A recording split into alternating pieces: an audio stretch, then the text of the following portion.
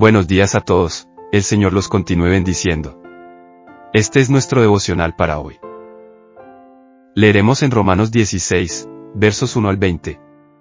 Así dice la palabra del Señor.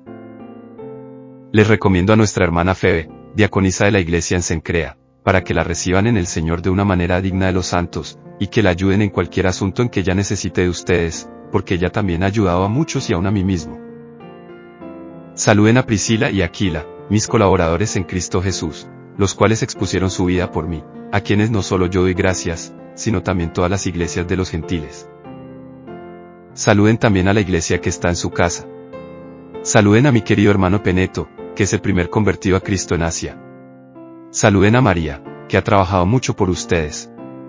Saluden a Andrónico y a Junias, mis parientes y compañeros de prisión, que se destacan entre los apóstoles y quienes también vinieron a Cristo antes que yo.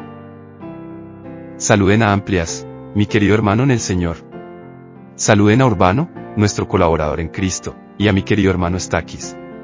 Saluden a Apeles, el aprobado en Cristo. Saluden a los de la casa de Aristóbulo. Saluden a Herodión, mi pariente. Saluden a los de la casa de Narciso, que son del Señor. Saluden a Trifena y a Trifosa, obreras del Señor. Saluden a la querida hermana Pérsida, que ha trabajado mucho en el Señor. Saluden a Rufo, escogido en el Señor, también a su madre y mía. Saluden a Síncrito, a Flegonte, a Hermes, a Patrobas, a Hermas, y a los hermanos con ellos. Saluden a Filólogo y a Julia, a Nereo y a su hermana, y a Olimpas, y a todos los santos que están con ellos. Salúdense los unos a los otros con un beso santo. Todas las iglesias de Cristo los saludan. Les ruego, hermanos, que vigilen a los que causan disensiones y tropiezos contra las enseñanzas que ustedes aprendieron, y que se aparten de ellos. Porque los tales son esclavos, no de Cristo nuestro Señor, sino de sus propios apetitos, y por medio de palabras suaves y lisonjeras engañan los corazones de los ingenuos. Porque la noticia de la obediencia de ustedes se ha extendido a todos. Por tanto, me regocijo por ustedes, pero quiero que sean sabios para lo bueno e inocentes para lo malo. Y el Dios de paz aplastará pronto a Satanás debajo de los pies de ustedes. Nuestro devocional se titula, La tercera bendición.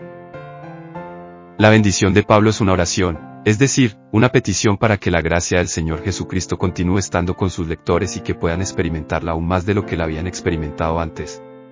¿Qué puede significar esto? Si Dios ha sido tan abundantemente misericordioso con nosotros, ¿cómo podemos seguir creciendo en gracia? Hay al menos 4 maneras en que la oración de Pablo puede y debe ser tomada. Primera. Necesitamos estar establecidos en las grandes doctrinas de la gracia. Hay varias maneras en que podemos dejar de estar establecidos en la gracia. Podemos permitir que algo que no sea Jesucristo esté en el centro de nuestras vidas. Podemos olvidar cuán misericordioso ha sido Dios y, por lo tanto, volvernos duros o crueles con los demás. Podemos sustituir la mera forma del cristianismo por el Evangelio. La cura para estos males es estar tan conscientes de la naturaleza de la gracia de Dios al salvarnos que nos enamoremos de Jesucristo y nunca olvidemos que es solo por gracia que hemos sido sacados de la muerte y la oscuridad a la maravillosa vida y luz de Dios. Segunda. Necesitamos crecer en el conocimiento de la gracia de Dios. El conocimiento de la gracia de Dios no es algo estático. Por lo tanto, debemos buscar continuamente crecer en ese conocimiento. Pedro escribió, crece en la gracia y el conocimiento de nuestro Señor y Salvador Jesucristo. Segunda de Pedro 3, verso 18. Para ello debemos estudiar la palabra de Dios y meditar en sus enseñanzas. Tercera. Necesitamos ejercitar el don de servir a los demás que Dios nos ha dado a cada uno de nosotros. No solemos pensar en la gracia de Dios y los dones de Dios como algo que va de la mano, pero varios pasajes combinan las dos ideas. Pedro escribió que cada cristiano sirva a los demás según el don que haya recibido, administrando fielmente la multiforme gracia de Dios. Primera de Pedro 4, verso 10. Pablo escribió a la iglesia de Efeso, a cada uno de nosotros se le ha dado la gracia conforme a la medida de Cristo. Efesios 4, verso 7. Por lo tanto, cuando oramos para que la gracia del Señor Jesucristo esté con el pueblo de Dios, una cosa que podríamos querer decir es que cada cristiano debe usar el don que Dios le ha dado para ayudar a los demás. Cuarta. Necesitamos un suministro continuo de gracia para completar la obra que Dios nos asigna. Pablo era consciente de haber recibido gracia para llevar a cabo su llamado como apóstol, pero también sabía que la necesitaba constantemente, y era consciente de que otros necesitaban un suministro continuo de gracia para hacer la obra que Dios les había asignado. Obviamente, usted y yo también la necesitamos.